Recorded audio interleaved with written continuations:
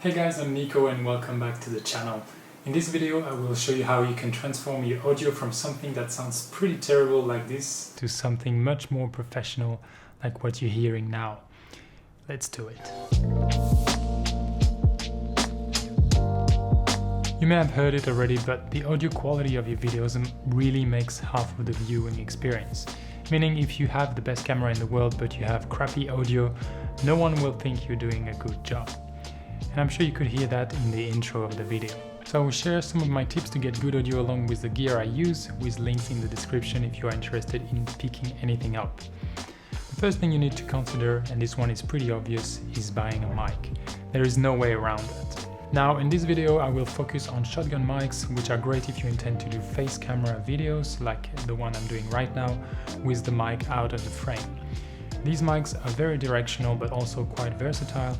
You can use them in vlogging conditions, outdoor on top of the camera, as well as in a studio environment with a boom stand, for example, like I'm doing here. So here are my 3 recommendations for shotgun mics with different price points. If you're on a small budget, I would pick up the Rode Videomicro for only $59, which will do a great job, and I love that it comes with a proper windshield. It will be really handy when you do outside shooting. And the great thing is that it also does not require any battery, so it will make your life easier.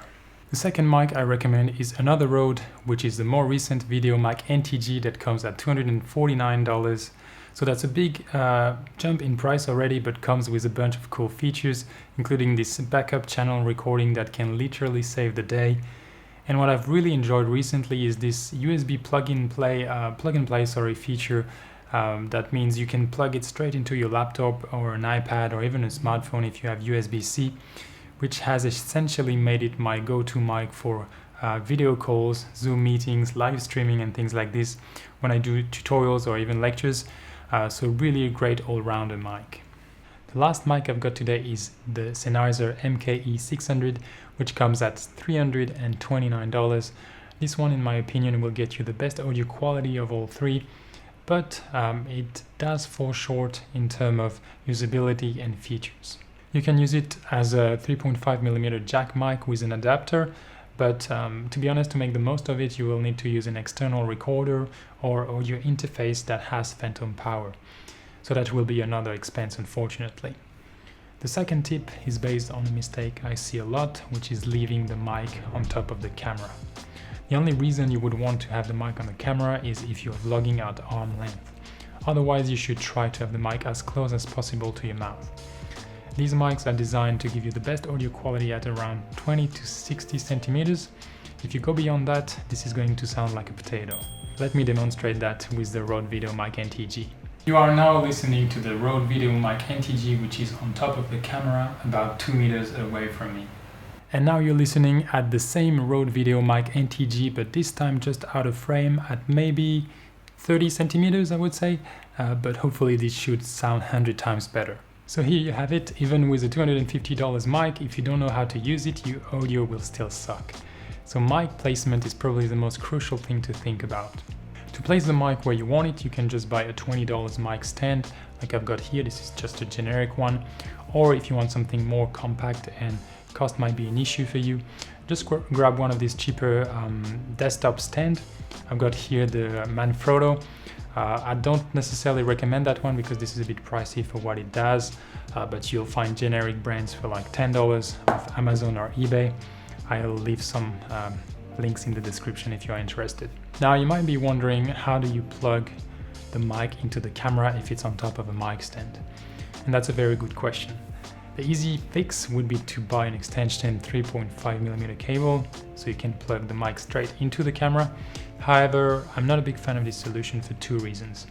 First of all, extending the cable of the mic will tend to create interferences or add white noise, as these affordable mics usually have unbalanced outputs. The second reason I don't like extension cables going into my camera is because it creates a huge tripping hazard in your workspace. And bumping the camera can potentially end up in a disaster, like having your camera smashing on the ground. So there is a much better way to do it, in my opinion, and that brings me to the tip number 3. My third tip to get better audio is to get an audio field recorder or an audio interface. I personally have both, and I only use the audio interface for recording instruments or studio vocals. but for recording videos I really prefer using the Zoom recorder as it's just easier to set up.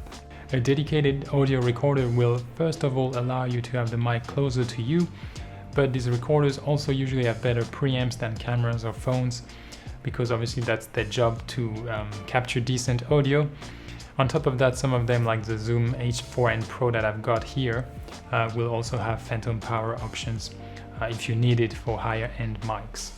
Now, if you don't need phantom power, I would recommend something like a Zoom H1 to start with, around $100, or the new Zoom F2, for example, that will give you this 32-bit float recording, but it's a bit more expensive. Keep in mind that using an external recorder will require you to sync the audio in post with the video.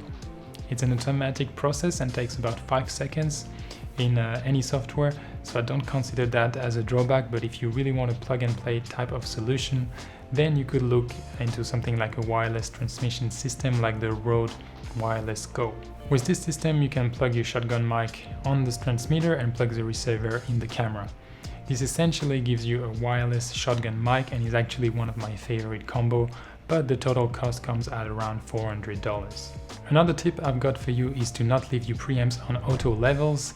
You'll see that most audio recording devices, whether it's a camera or a dedicated external audio recorder, have some kind of automatic adjustment options for your mic level, and this will in general sound terrible. The software will basically pump the gain up when you're not talking and try to reduce it when it gets too loud, which will end up in a mushy robotic sound with a white noise. You should never use this function. Now, if you don't have a backup channel option or access to a 32-bit float device, you really just want to test your levels before you start recording, so you ensure you're not peaking nor being too quiet. And the last tip is to pick a good room or good environment to record in. Personally, I live in Australia and I cannot film during the day because it is way too hot without air conditioning, but it is also way too loud with the air conditioning.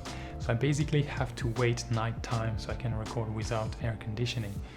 It's a small consideration like that that will make a huge difference. And if you live near a busy road, for example, you may want to wait until it gets quieter later in the day to start your filming.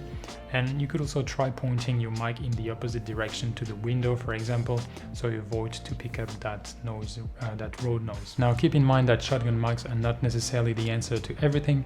If you know you are going to be moving a lot and have a fitness channel, for example, or yoga channel or documentary channel, you may want to look at something else like a lapel system. Whether it's wireless or not, I made a video comparing two popular options a few months ago. If you're interested, I will put that somewhere here. And on the other hand, if you are doing something like gaming and you don't mind having a big bulky mic in the shot in front of your face, you may want to look at something else like podcast mic or large condenser diaphragm mics, which will give you a richer and warmer sound. I will leave it here for today, guys. If you found that helpful, please consider subscribing and let me know in the comments if you have any questions. Otherwise, I'll see you in the next one.